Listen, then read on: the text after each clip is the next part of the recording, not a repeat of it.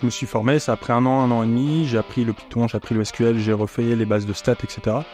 Et j'ai fini par trouver ma première mission. Si t'es passionné par la data science, il faut charbonner dessus. Si en revanche tu t'es reconverti dans la data pour les opportunités professionnelles, dans ce cas il y a beaucoup plus d'offres en data engineering. C'est pas genre, il y a 1000 problèmes à résoudre, avant il fallait 1000 devs pour les résoudre, et maintenant 100 devs avec de l'IA vont pouvoir résoudre les problèmes de 1000 devs. En fait, quand t'as résolu les 1000 problèmes à résoudre, t'en as créé 50 de plus par problème que t'as résolu.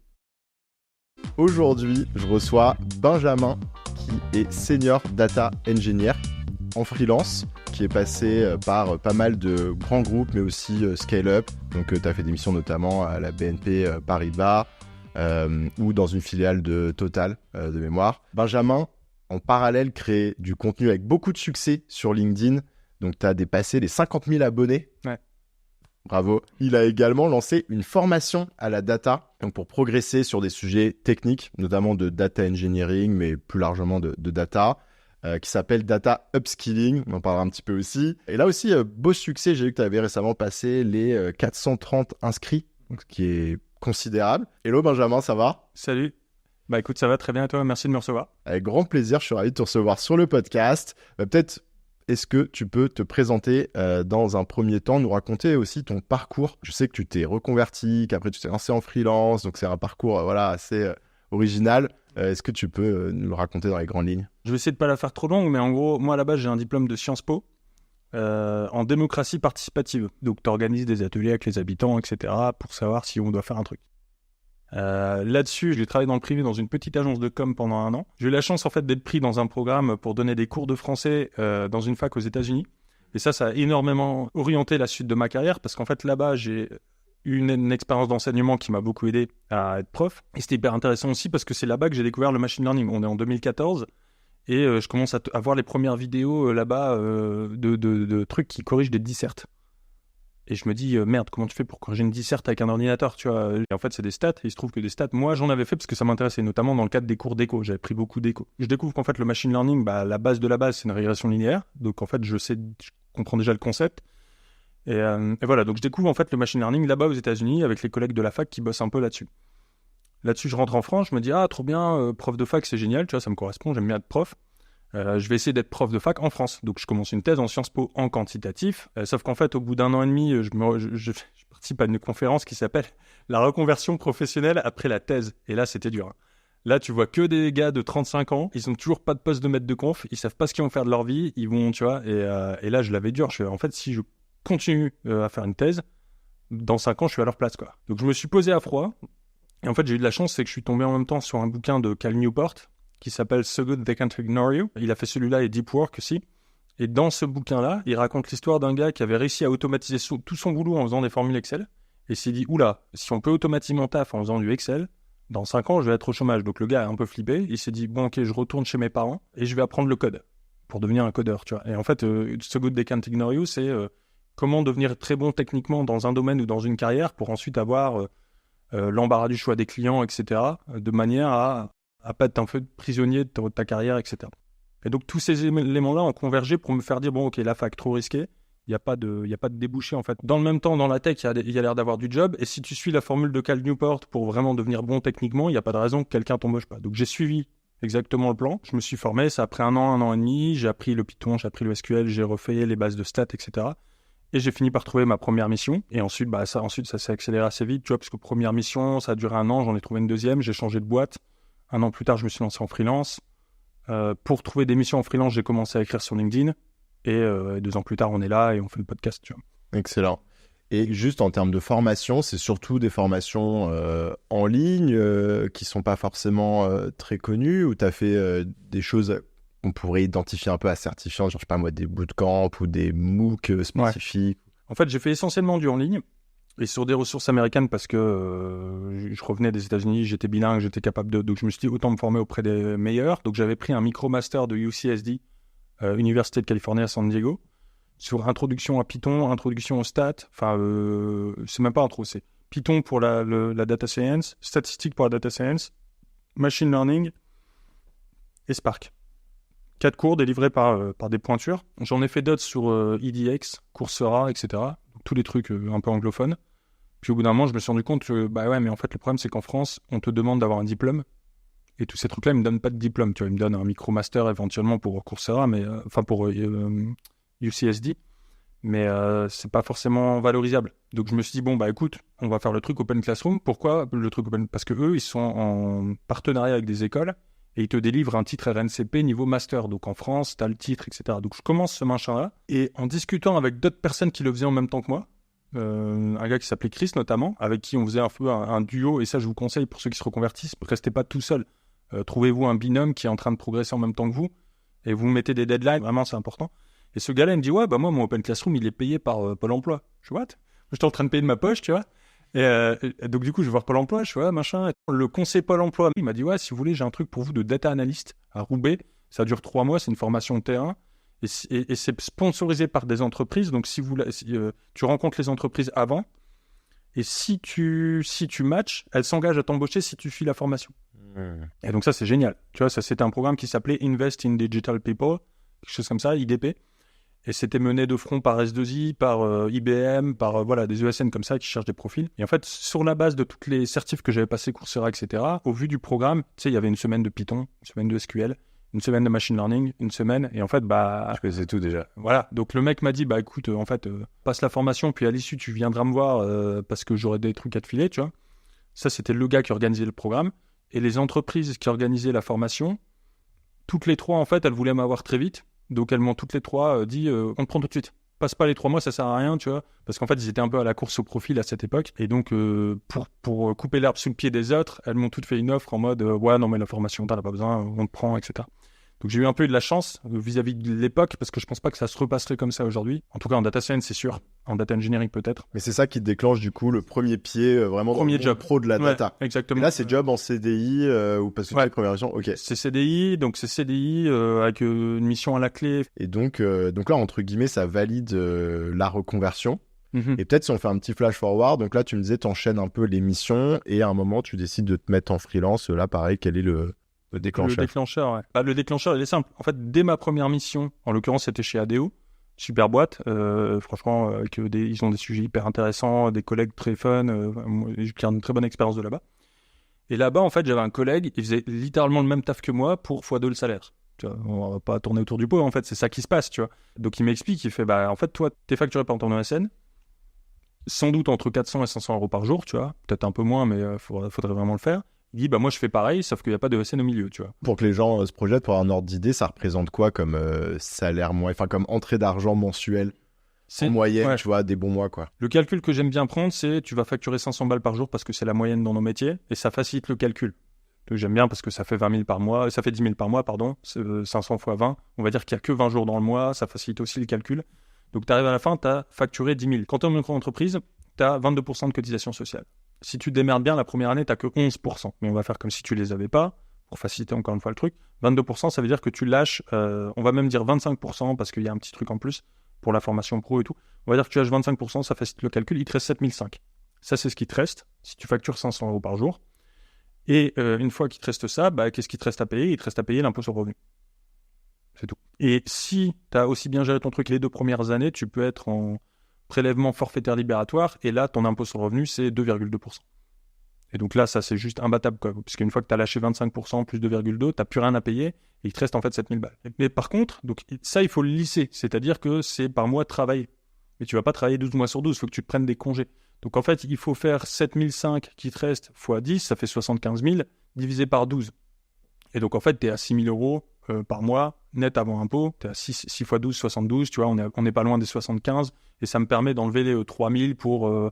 t'as acheté un PC, t'as acheté une connexion Internet, machin, c'est, on va dire, entre guillemets, tes charges. À savoir après que pour l'impôt sur le revenu, même si vous n'avez pas le versement forfaitaire libératoire, sur les 75 000 qui te restent, tu vas pas en déclarer 75 000, tu vas en déclarer 66% de 75 000. 2 tiers, en gros. Pourquoi? Parce que tu as un abattement forfaitaire libératoire. Et les gens disent, oui, mais en micro, tu peux pas déduire tes charges. C'est pas que tu peux pas les déduire, elles sont déjà déduites, tu vois. Mais voilà, tu vois. Et donc, je suis rentré dans tout un tas de trucs très, très, très vite. C'est assez complexe. C'est complexe, et donc du coup ça génère toujours des débats parce que tu peux voir les choses de différentes manières. Mais c'est peut-être ça aussi qui fait peur au-delà du débat. C'est que en fait c'est quand même complexe, faut avoir envie de mettre son cerveau dessus. Et puis comme tu le dis, à la fin c'est vrai que bon, un senior data engineer en entreprise, il gagne aussi bien sa vie, donc je pense que tu le fais pas que pour l'argent non plus. Non.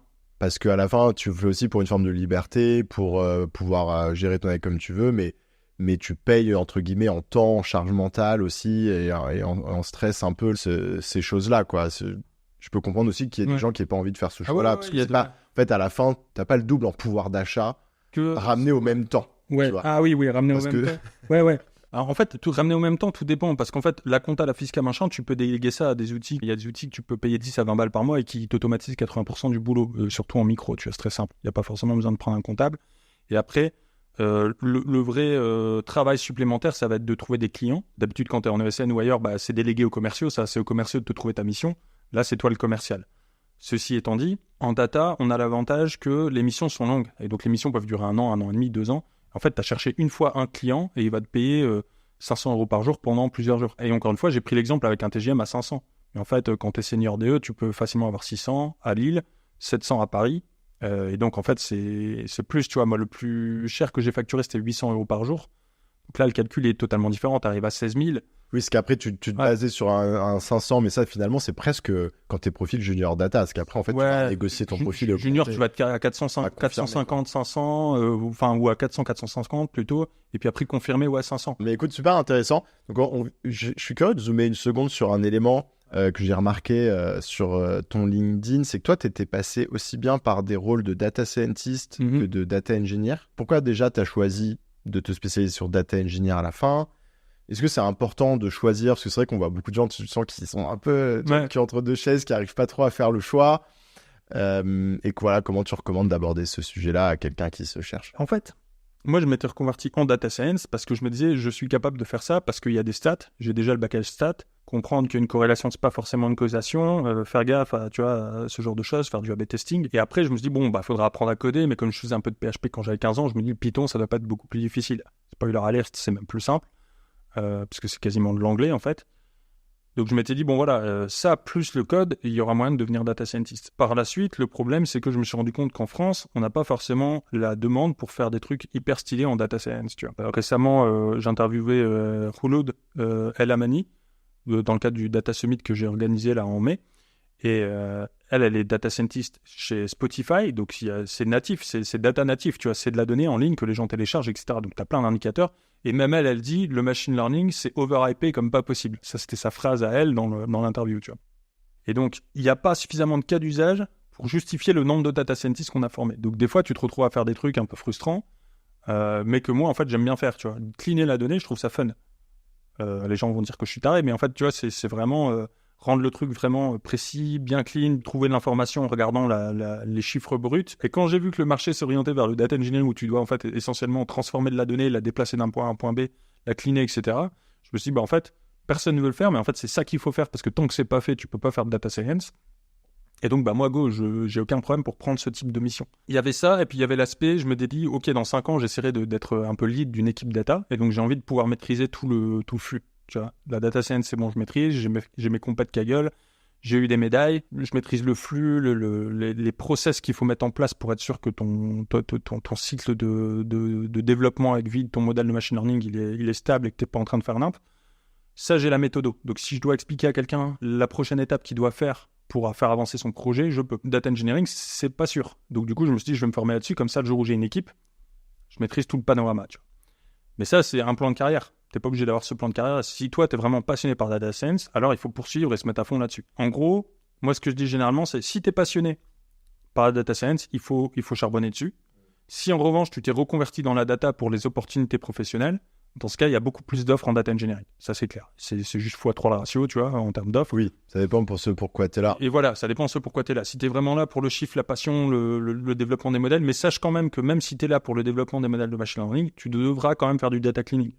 Faut en avoir conscience, quoi. Faut pas croire que tu vas faire du ML toute la journée, c'est pas vrai. Mais surtout, comme tu dis, le marché est en train de changer. Moi, je l'ai observé quand j'étais chez Artefact, sur toutes les missions. En fait, il y a encore 5 ans, il y avait vraiment ce boom sur la data science parce que les boîtes étaient encore en train d'itérer, d'essayer de tester, de prouver. En fait, c'était un process itératif de faire des cas d'usage, mais qui étaient plutôt des prototypes. Et puis, au moment d'industrialiser, c'est là qu'elles se sont rendues compte, ça marche pas parce que justement, il y avait des gros enjeux qui n'étaient pas relevés sur le fait d'avoir des plateformes de données, le fait d'avoir des données clean, etc. Et c'est à ce moment-là qu'a un peu explosé, ce qui aujourd'hui encore explose, la data gouvernance, et c'est les data platforms, ou même qu'on appelle parfois dans l'écosystème la moderne data stack, mais bref. Et c'est à ce moment-là que vraiment tous les budgets des grosses boîtes, parce que ça part de là, des comex en fait, qui ont commencé à dire ah bah ouais, si vous dites qu'il faut partir sur data engineering, on part sur data engineering, et ça a complètement fait shifter tout le marché, tu vois. Et donc là, tous les data scientists qui faisaient 50 prototypes par an pour des grosses boîtes qui ont tous été cutés parce qu'ils se sont dit, en fait, si ça marche pas, on va arrêter de faire ça. C'est ça. Ils se sont dit, bah ok, on va peut-être faire data engineering. Donc à un moment donné, il faut aussi pas nager à contre-courant, il faut suivre le marché. Mais ça n'empêche qu'il reste de la place pour des data scientists. Mais voilà, effectivement, il faut le faire pour les bonnes raisons. Il y a un autre point sur lequel je voulais revenir. Je vois qu'il y a un thème que tu abordes souvent sur LinkedIn, notamment. Et que j'ai l'impression de dire presque aussi un peu une philosophie que tu mets en place dans ta formation. On reviendra sur la formation après. C'est le fait de travailler sur les fondamentaux en data. Je trouve que c'est intéressant parce que parfois aussi, ce qui va attirer les gens en data ou ce qui fait que ça leur plaît, c'est ce côté où il y a plein de techno, ça explose dans tous les sens. Tu as toujours un nouveau truc sexy, tu vois, qui passe au-dessus du précédent, où tu as des tendances, la moderne data, c'était avec les IA génératives. Enfin, tu sais, c'est trop agressé de signer en permanence. Et toi, souvent, tu dis genre, juste, on se calme. Même si ça fait 2 ans que t'es dessus, continue. Python, SQL, genre mettre sur les fondamentaux, un peu comme un moine Shaolin qui dit aux gamins de continuer à taper sur son bout de bois pendant 150 ans. Et je trouvais ça assez rigolo. Curieux que tu nous expliques un petit peu cette philosophie, comment ça t'est venu et un peu ce qu'il y a derrière, quoi. En fait, c'est quelque chose que j'ai retrouvé dans plein d'endroits différents. C'est-à-dire que c'est pas juste moi qui dis ça, en fait. L'exemple que je prends le plus, c'est celui de Joshua Waitzkin, qui est un ancien champion national US des échecs. Il est passé dans le film In Search for Bobby Fischer, qui était un film très connu dans les années 90, parce qu'il y avait tout l'aspect politique, fin de la guerre froide. Bobby Fischer avait battu les Russes aux échecs, qui était leur sport machin. Et sauf qu'à cause du film, il a commencé à avoir des fans qui venaient à ses événements et tout, des filles qui lui passaient son numéro, donc bordel dans sa tête, tu vois, le gamin il a 10 ans. Mais donc du coup, il a perdu un peu sa passion des échecs, pour ça et d'autres raisons. Et donc c'est tout, il s'est retiré un peu de ce truc-là, et puis il s'est lancé dans le tai chi. En mode parce qu'il était passionné de littérature orientale, de Tao Te Ching, des choses comme ça. Et il s'est lancé dans le Tai Chi avec un maître à New York, et en l'espace de 2 ans, il est devenu champion national US. Tu vois, il passe des échecs à un sport de combat, il gagne, et 2 ou 3 ans plus tard, il devient champion du monde dans les 2 catégories, parce qu'il y a 2 catégories distinctes, alors que d'habitude les gens se spécialisent dans l'une ou dans l'autre, lui il remporte les 2. Et il remporte les 2 contre des Taïwanais qui font ça depuis qu'ils ont 3 ans. Et lui, il prend ça à l'âge adulte. Donc voilà. Et donc, parcours assez exceptionnel. Il en a fait un bouquin, The Art of Learning. Et il dit exactement ça. Il dit, l'une des raisons pour lesquelles j'ai pu devenir champion national des US en Tai Chi Chuan seulement 2 ans après avoir commencé, c'est parce que je maîtrisais beaucoup moins de répertoire que mes adversaires, donc beaucoup moins de techniques différentes. Mais les quelques techniques que je maîtrisais, je les maîtrisais à la perfection.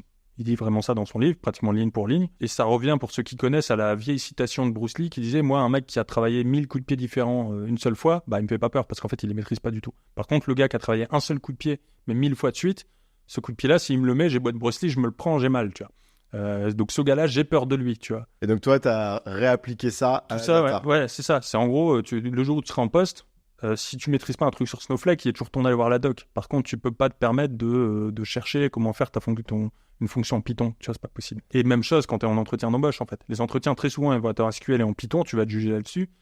Et autant pour un truc un peu hors des clous que t'as pas l'habitude de faire, quand tu es en poste, personne te reprochera d'aller voir Stack Overflow ou ChatGPT, parce que tout le monde le fait, en fait. Donc, il y a aucun débat, t'as le droit, c'est pas un souci. Par contre, quand tu fais ton entretien tech, on s'attend à ce qu'il y ait un minimum de connaissances SQL et Python qui puissent sortir de ton cerveau comme ça quand on... Les yeux fermés, quoi. C'est ça, pratiquement les yeux fermés. Et donc, tant que t'es pas rock solide là-dessus, ça sert à rien de te prendre la tête à aller faire autre chose. Excellent. Et un autre sujet que je voulais qu'on aborde aussi, est-ce que c'est encore une bonne idée de se lancer dans la data aujourd'hui, selon toi, notamment là avec l'arrivée des IA génératives? Alors, tu as un peu tous les débats qui émergent sur est-ce que typiquement le job spécifiquement de data analyst, de data engineer peut être impacté de manière générale. Est-ce que c'est des jobs qui vont être remplacés ou en tout cas qui vont être diminués? Et je t'ai vu réagir il n'y a pas longtemps sur un post LinkedIn là-dessus, notamment en disant qu'il y avait énormément de choses en dev que tu pouvais pas faire avec une IA. Curieux du coup d'avoir ton avis là-dessus. Toi, tu penses que c'est une vision de l'esprit? Est-ce que tu nuances ton propos? En fait, c'est assez compliqué parce que faut voir de quoi on parle. En gros, produire du code, l'IA peut le faire, elle peut le faire très bien parce qu'elle a appris tellement de sources de code différentes que tu demandes un truc, elle va pouvoir te le faire. Des fois, il faudra tweaker un peu, donc si tu sais pas coder, tu vas être un peu en PLS. Mais malgré ça, tu peux toujours te dire que du coup, un dev, ça va pas forcément remplacer les devs, mais quelques devs vont peut-être pouvoir faire le job de là où avant il en fallait plein. C'est possible. Sauf qu'en fait, ce qu'on s'aperçoit, c'est que c'est pas genre, il y a 1000 problèmes à résoudre. Avant, il fallait 1000 devs pour les résoudre, et maintenant, 100 devs avec de l'IA vont pouvoir résoudre les problèmes de 1000 devs. En fait, quand tu as résolu les 1000 problèmes à résoudre, tu en as créé 50 de plus par problème que tu as résolu. Parce qu'en fait, ça crée des branches. Et ça, c'est un truc, la recherche m'a appris ça. La recherche, par exemple, quand tu ouvres une thèse, quand tu ouvres un pan de recherche, ça crée toujours des nouvelles questions supplémentaires. Tu vois ? Et c'est pareil, quand tu crées quelque chose dans une entreprise, ok, tu as fini la pipe de data engineering. Et ben, ça te crée 50 nouveaux problèmes de maintenant que j'ai fini les pipes, il faut que je fasse du monitoring pour voir si ces pipes elles tiennent bon. Donc en fait, quand tu as créé un truc et que ce truc-là rapporte de l'argent à ton entreprise, ensuite il va falloir le maintenir et ça va ensuite potentiellement ouvrir des nouvelles voies de recherche, des nouvelles voies de choses à faire en plus pour aller plus loin dans le truc. Tu vois. Tu peux toujours aller plus loin. Puis en fait, même les problèmes humains qu'on doit résoudre sont tellement vastes, tu vois, et en fait, il n'y a pas que la data qui est impactée, tu as aussi le dev de manière générale. Et donc, si tu te dis que la même chose va être appliquée, les développeurs traditionnels, peut-être qu'effectivement, un développeur fera le taf de 10 développeurs, mais en fait, c'est juste qu'on fera peut-être 10 fois plus de logiciels en moyenne par an. C'est ça. Tant qu'en tout cas, on arrive aussi à avoir les idées et à avancer, mais ça aussi, peut-être qu'on ira plus vite, parce que les designers, les product managers, ils vont plus vite aussi, et que grosso modo, c'est juste qu'on va pouvoir attaquer des problèmes qu'aujourd'hui, on a encore du mal à résoudre, que ce soit autour de la santé, de l'espace, enfin même après. L'espace, je pense ça, ouais. Et plus tu rajoutes de logiciels, plus il y a des besoins aussi en data qui émergent, de la donnée qui est collectée. Donc en fait, c'est intéressant ça comme philosophie. Effectivement, j'avais entendu aussi Laurent Alexandre, qui est un peu un spécialiste de l'IA, en parler, et lui, c'était aussi son prisme, de dire, mais il faut arrêter de croire qu'on va plus avoir besoin d'ingénieurs et de devs, etc. On va en avoir besoin de beaucoup. Les problèmes sont infinis. C'est le tout début du potentiel presque de l'espèce. Oui, tu vois, oui, c'est ça. Ouais, non, mais quand on monte là-dessus, c'est est-ce qu'il y a un seul gâteau et on doit le partager, donc l'idée du partage du temps de travail, ou alors est-ce que le gâteau il est continuellement en train de s'étendre, et donc en fait, même si quelques développeurs superstars avec une IA peuvent faire le boulot de 10 personnes, ouais, mais comme tu as étendu le gâteau, de toute façon, il reste quand même du taf pour les 9 derrière. C'est ça. Ouais, peut-être qu'il faudra aussi un peu plus de high level, c'est-à-dire de gens qui maîtrisent la méthode de bout en bout, et pas juste une sous-partie du truc en mode code, tu vois. Donc peut-être que le data cleaning dont je parlais juste avant, peut-être qu'on aura vraiment automatisé ça à fond, et que la plupart du temps, même s'il faut une compréhension métier, mais peut-être que l'IA finira par l'avoir, et que donc elle sera capable de dire en fait ça, les deux là c'est la même adresse, même si c'est pas écrit pareil tout à fait, elle va percuter, et donc tu pourras enlever tout ce grunt work. Mais il faut bien se rendre compte, aujourd'hui il y a 83 000 personnes chez Amazon Mechanical Turk, j'avais regardé il y a pas longtemps, pour faire de l'entrée de données. Donc imagine la volumétrie, enfin tu vois, donc non, je pense qu'il y a largement de quoi faire en termes de projets à mener, tu vois, pour donner du boulot à tout le monde. Et le dernier sujet que je voulais aborder, qui est une autre tendance de fond qu'on voit émerger, on en a parlé un petit peu avec toi, ton passage en freelance. Moi, tu vois, j'ai pas mal de gens aussi qui me contactent pour me dire qu'ils se lancent en freelance, parfois pour me demander des conseils ou savoir si j'ai entendu parler d'opportunités, etc. Ouais. Notamment par rapport aussi à l'initiative que j'ai lancée, que tu as dû voir passer de collectif de freelance data. Et c'est vrai que là-dessus, j'ai l'impression qu'il y a tellement de gens qui se lancent que c'est en train aussi un peu de changer la dynamique. Est-ce que toi, c'est quelque chose que tu perçois, que effectivement, il y a quelques années, c'était beaucoup plus facile de négocier ces TGM, de trouver ces missions par rapport à aujourd'hui? Ou est-ce que toi, entre-temps, t'es devenu tellement expert que, en fait, t'as pas de soucis, t'as que des leads entrants? Qu'est-ce que tu recommandes à quelqu'un qui hésite à se lancer en freelance, sans forcément repartir dans toutes les discussions, tu vois, financières, mais plus sur faciliter à s'insérer en tant que freelance aujourd'hui? Moi, je peux répondre de manière très simple à ça, parce que j'en ai plein qui m'écrivent pour me dire « Oui, ça fait 2 ans que j'hésite, et comme j'ai pas le temps, je me lance pas. » Oui, mais en fait, le premier problème, il est évident, c'est si tu démissionnes et que tu trouves pas de mission, là, tu es dans la panade. Donc, il faut pas faire ça. Il faut d'abord vérifier que tu peux trouver des missions avant de faire quoi que ce soit. Deuxième point, ça n'est pas vrai que tu auras plus de temps, ça, c'est la loi de Parkinson. Plus tu as de temps pour faire une tâche, plus elle va te prendre de temps. Et donc, si tu as 2 heures le soir pour trouver une mission, en 2 heures, tu vas mener quelques actions et tu vas faire des trucs. Si tu as toute la journée, tu vas d'abord scroller un peu LinkedIn, puis tu vas te perdre sur Facebook, puis tu vas aller te faire un petit truc à manger parce que tu es blasé, tu viens de perdre ton temps, puis tu vas regarder une vidéo YouTube. Et en fait, à la fin de ta journée, tu auras fait la même chose que ce que tu aurais fait en 2 heures quand tu n'avais pas le temps. Parce que juste, tu as plus de temps. Donc, c'est pas vrai de dire quand je démissionnerai, j'aurai plus de temps. Tu vas juste gaspiller plus de temps. Deuxième point, tu peux, comme je disais, te retrouver dans la panade. Donc, ne démissionnez pas. Qu'est-ce qu'il faut faire à la place ? En fait, tu cherches une mission. tout simplement, tu cherches ta mission.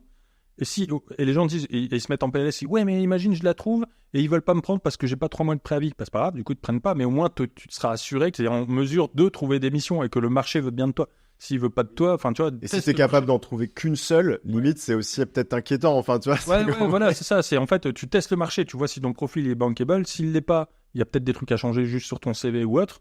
En mode, t'as pas bien fait ton CV ou t'as pas bien fait ton profil sur Malte. Il y a des tips and tricks pour améliorer tout ça. Mais si t'en trouves pas, peut-être aussi juste que ton CV pour l'instant n'est pas assez bon et qu'il te faut une année ou 2 d'XP de plus, tu vois, ou un projet perso ou un truc que tu peux faire. Et donc, il faut tester le marché avant de faire quoi que ce soit. Mais ça vaut pour tout en fait, tester le marché avant. Tu vois, moi, mon programme data upskilling dont on parlait juste avant, là, qui refait les fondamentaux Bash, Git, SQL, Python, Spark et puis un petit peu de Airflow, ce truc-là, je me suis pas dit, j'abandonne ma mission, je plaque tout et puis je lance une formation en ligne. Non, pas du tout. Tu vois, j'étais en mission chez mon client. J'ai galéré d'ailleurs parce que du coup, après, il a fallu faire les deux, mais j'ai fait ça en parallèle de mon taf. Tu vois, j'ai pas tout plaqué pour lancer une formation. Et même chose quand je me suis lancé en freelance, j'ai pas tout plaqué pour me lancer en freelance. Et en fait, l'air de rien, te mettre à ton compte, malgré tout, ça va te demander de faire des choses, enfin que ce soit pour des trucs administratifs, etc. Ouais. Si t'es pas prêt à bosser 4 heures le samedi matin pour ton projet pro pendant quelques semaines d'affilée, C'est ça. dans ce cas-là, vaut peut-être mieux pas se mettre en freelance en fait. Ouais, c'est ça. Vaut peut-être mieux rester dans un boulot plus stable parce que c'est possible que tu sois obligé de faire ce genre de choses quand t'es à ton compte parce que t'auras pas le choix. Donc en fait, c'est un objectif de vie. Tu dis tiens, pendant le mois qui vient, je me bloque 3 heures dans le week-end chaque semaine et je bosse sur mon projet, quoi. Ouais, et puis des fois, c'est même pas aussi long que 3 heures. Moi, ma première mission, je l'avais trouvée parce que j'ai trouvé un apporteur d'affaires et je l'ai contacté, tu vois. Et 6 mois plus tard, il m'a trouvé une mission. Et en fait, j'étais très amateur à l'époque. J'ai eu un peu de chance, sans doute, qu'il me trouve quelque chose. Si je devais reprendre aujourd'hui, je serais beaucoup plus systématique dans le genre, je vais essayer de me trouver 15 apporteurs d'affaires, puis ensuite, je vais m'inscrire sur 10 plateformes, Malte, Crème de la Crème, Pilot, le Hibou, je sais pas, tout ça. Et puis ensuite, je vais aussi activer mon réseau. Et puis, tu vois, il y a plein de trucs que tu peux mettre en place. Si t'as pas trop de temps, t'en fais que quelques-uns. Mais faut pas se dire, je fais rien. Et je ferai quand je serai quand je serai. Ça non, ça c'est dangereux. Ok, ce que je comprends, c'est que pour toi, c'est en fait, faut essayer, faut tester. En fait, c'est plutôt chacun, potentiellement, en fonction de son profil, va soit prouver ou pas prouver qu'il peut y arriver à un moment T. Ce qui est sûr, c'est qu'au pire, il a des actions à mettre en place pour y arriver. Comme tu dis, améliorer son CV, aller chercher peut-être une autre expérience en CDI avant, tu vas avoir une vision un peu plus long terme. Mais toi, il n'y a aucun signal là qui te fait dire que c'est pas le bon moment pour se lancer en freelance, quoi. En fait, en 2023, là, c'était vraiment tendu, tu vois. Il y avait vraiment des signaux faibles. J'avais pas des stats précises en tête, mais il y avait des signaux faibles de recruteurs à qui je parlais qui me disaient ouais, j'ai même des devs avec 10 ans d'XP, ils sont prêts à reprendre des CDI, tu vois, chose qui n'était pas arrivée depuis très longtemps. Donc en 2023, c'était vraiment tendu. Là, en 2024, ça a l'air d'être beaucoup plus cool, tu vois, vraiment. Et même en termes d'offres d'emploi, j'avais fait le test sur une plateforme d'offres de freelancing l'année dernière par rapport à aujourd'hui, et j'avais encore les stats de l'année dernière parce que j'avais posté un post sur LinkedIn par rapport à ça. Donc j'avais le chiffre précis en avril 2023, il y avait tant de postes ouverts pour le data engineering, et j'ai rouvert il y a un mois, et c'était x3 le nombre, tu vois. Et donc tu te dis, Le marché est dynamique, quoi. En ce moment, ça a l'air de reprendre, ouais, largement. Ok, super intéressant. Et peut-être pour conclure, avant qu'on se dirige vers la fin de l'échange, du coup, la formation, donc on en a parlé un peu à droite, à gauche. Donc, ça reprend les fondamentaux. Ça, c'est la philosophie que tu évoquais un peu plus tôt. Juste en 2 mots, à quoi ça ressemble? Du coup, c'est complètement en ligne. Ouais. C'est des cours que tu peux suivre à ton rythme, c'est de la vidéo. Donc, en gros, il y a plus de 450 personnes qui sont inscrites aujourd'hui. Et donc, c'est impossible pour moi de faire des lives avec 450 personnes. J'aurai jamais tout le monde en même temps. C'est pas possible. Donc, évidemment, les vidéos sont à la demande. Ça, c'est le premier point. Vous pouvez prendre le programme quand vous voulez et démarrer quand vous voulez et regarder les vidéos quand vous voulez. Les vidéos sont très courtes. C'est des vidéos 6 minutes max. Des fois, j'arrive jusqu'à 10, mais c'est extrêmement rare. Pourquoi 6 minutes? Parce que ce sont ces gars-là eux-mêmes, là, de UCSD, qui, dans leur premier module sur Python, avaient fait des stats sur Coursera ou je ne sais plus quelle plateforme en ligne. Et ils avaient remarqué que quand tu dépasses 6 minutes, le taux d'attention décroche. Et donc, eux, ils avaient fait des vidéos courtes. Donc, moi, j'ai repris leur formule et ça marche bien. Les gens adorent. Il y a un mec qui m'a dit dans les témoignages, j'ai jamais suivi une formation en ligne aussi sérieusement, tu vois. Mais je pense que c'est en partie grâce à ça. Et ces chiffres, c'est pas les miens, c'est UCSD, tu vois. Donc... Et juste les personnes ciblées, enfin la personne parfaite, du coup, c'est quelqu'un, parce que ça s'appelle upskilling, donc c'est quelqu'un qui est déjà dans la data, peut-être déjà en poste, peut-être niveau junior ou même confirmé, mais qui veut aller plus loin, plutôt donc passer de junior à confirmé, c'est ça. Avoir de nouvelles opportunités peut-être sur des jobs ou sur justement les langages que toi t'enseignes, que des gens maîtrisent pas encore suffisamment pour choper un job dans ce sens-là. On est plutôt à ce niveau-là à peu près, quoi. Ouais, en fait, et c'est quelque chose qui m'avait surpris. Moi, mon diagnostic, c'était celui qu'on a fait ensemble tout à l'heure. Là, c'était, on a beaucoup de data scientists ils se sont arrachés les cheveux à apprendre Python et SQL pendant 1 an ou 2, et il n'y a pas les jobs de data scientist pour eux.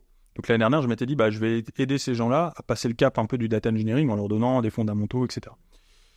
Et in fine, c'est pas ça qui s'est passé. Ce qui s'est passé, c'est que j'ai eu non pas des profils en reconversion qui veulent trouver leur premier job. Plus des 2/3 des gens qui se sont inscrits sont des gens qui sont déjà en poste, déjà en CDI, et qui veulent juste s'améliorer en fait. Soit avant de passer freelance, soit avant de changer de type de poste, etc.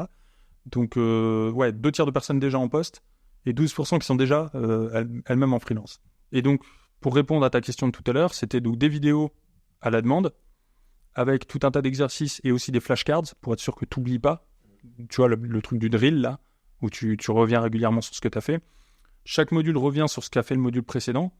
Tu t'en resserres. Donc, j'apprends Git avant d'apprendre Python. Comme ça, quand on fait du Python, on fait tout de suite du Python avec Git. Ok. Tu vois, tu es en train de créer ton projet, tu fais ton commit, tu fais ton truc. Tu pratiques avec les éléments. Ok, excellent. Écoute, je mettrai le lien de toute façon pour que les gens aient découvert ça si ça les intéresse en description. Écoute, Benjamin, on arrive sur les dernières questions. Donc là, on va la faire en mode question-réponse. Tu peux répondre en 3 mots. Ça marche. Est-ce que tu as une recommandation de contenu à partager à nos auditeurs? Alors, data, si vous êtes anglophone, Damien Benveniste, qui publie, je crois qu'il est francophone, mais il publie en anglais. Il fait des posts hyper shadés avec plein de sources. Il met les papiers de recherche des random forest, des choses comme ça. Donc, c'est toujours intéressant. Donc, ça, c'est pour ceux qui veulent faire du machine learning, de data science. Toujours anglophone, pour le data engineering, Zach Wilson, ancien staff engineer chez Airbnb et auparavant Netflix, qui a un gros following et qui fait des trucs super intéressants aussi. Et qu'est-ce que tu aimes dans la data? C'est le côté, tu vois, c'est ce que je t'avais dit avec le côté chiffre, tu vois, les tableaux de chiffres. Tu vois, du coup, tu peux comprendre des phénomènes en regardant le détail. C'est-à-dire quand tu regardes le détail des chiffres et non pas juste les stats, quand tu rentres vraiment dans le tableau pour regarder ce qu'il y a ligne par ligne et pourquoi il y a un endroit où ça coince, tu découvres des trucs que le reste du monde n'a pas vu. Le meilleur exemple de ça, c'est The Big Short, où les mecs, ils ont découvert que en fait, les subprimes, le château de cartes allait s'effondrer. Ils ont découvert ça en mode spreadsheet, tu vois, sur le tableau Excel. Et ça, c'est hyper intéressant. Qu'est-ce qui t'a le plus fait progresser? En vrai, c'est de changer régulièrement de mission. Ok. Je pense. Parce que faut pas non plus se barrer tous les 3 mois, parce qu'en 3 mois, t'as le temps de rien faire. Mais t'arrives aussi à un certain seuil, généralement dans la mission, où t'as fait le tour du panorama, et tu vas plus apprendre grand-chose, que tu restes là 3 ans ou 4 ans, l'année supplémentaire, c'est un rendement décroissant. Mais comme dans tout, en fait, le rendement décroissant, c'est partout. La 4e année supplémentaire ne va pas apporter grand-chose. Par contre, changer régulièrement d'environnement, tu découvres des nouveaux process, tu découvres des nouvelles manières de travailler. J'ai beaucoup progressé sur tous ces fondamentaux dont moi je parle en venant bosser à Paris, par exemple. Si j'étais resté à Lille, et je pense qu'il n'y avait pas le niveau technique, les premières boîtes où j'ai bossé, Git, c'était très élémentaire, tu vois.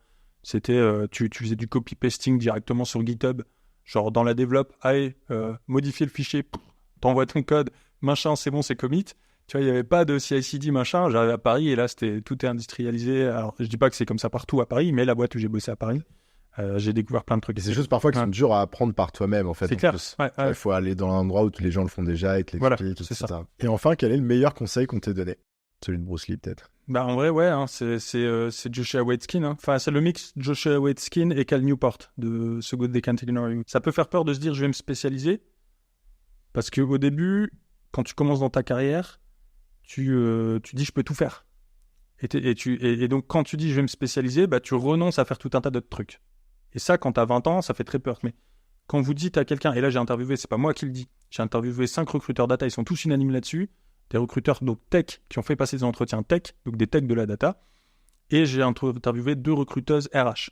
Les 7 sont tous d'accord là-dessus. Si tu dis que tu es data scientist / data engineer, ça fait fuir tout le monde. Qu'on soit bien clair, donc c'est pas moi juste qui le dis, les gens vont se dire, soit il sait pas ce qu'il veut, soit il sait ce qu'il veut, mais il dans les deux. Soit il est moyen dans les deux, ouais. Et du coup peut-être que dans un an il va se rendre compte que finalement c'est pas fait pour lui, donc il va se barrer, donc il faut choisir et un truc et s'y tenir. Mais par contre ça peut faire peur. Et donc du coup, moi ce que je dis aux gens, c'est qu'en fait c'est un entonnoir. Oui, au début tu vas te restreindre, mais il y arrivera un moment où tu seras tellement bon dans ton truc que ça va rouvrir des portes un peu plus larges. Excellent. Écoute, on va finir là-dessus. Yes. Benjamin, merci beaucoup en tout cas d'être venu partager ton parcours et nous partager aussi tous ces tips autour du lancement en freelance, du lancement de carrière data, de la reconversion, enfin plein de thèmes qu'on a abordés. Bien sûr, je mettrai tous les liens dont on a parlé dans la description. N'hésitez pas aussi à nous dire ce que vous avez pensé de cet épisode. Peut-être si vous êtes sur YouTube, un petit commentaire. Voilà, pour nous dire si vous avez aimé ce type un peu de collaboration un peu influence data. Alors toi, je pense que t'aimes pas ce terme-là, mais c'est un peu comme ça que j'appelle ces épisodes-là où j'aime bien faire venir d'autres potes, entre guillemets, qui font du contenu autour de la data, vu qu'on n'est pas si nombreux. Et si vous êtes sur les plateformes audio, venez nous faire un petit commentaire sur les posts LinkedIn qu'on fera avec Benjamin sûrement lors de la publication de cet épisode. Et puis voilà, à bientôt. Yes, merci à toi encore pour l'invite, et puis merci tout le monde de nous avoir écoutés.